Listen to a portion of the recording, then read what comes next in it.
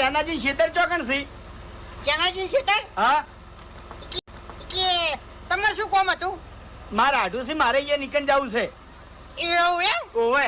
એટલે ત્યાંનો તો મારા ખાસ માણસ છે યાર. હાલો હું બતાવું તમને. અરે તમારે તકલીફ નહીં લેવી, તમે તાર ખાલી મને જગ્યા બતાવી દે, હું પહોંચી જાયો. ઓભળો મારી વાત.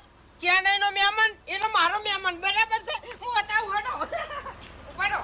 વાહ ભાઈ વાહ, જબર મોણો હશે લ્યા. બેહી જો. હટો. જીવા જવા દ્યું. ઓમ. કોમ હા. આ કોણ છે?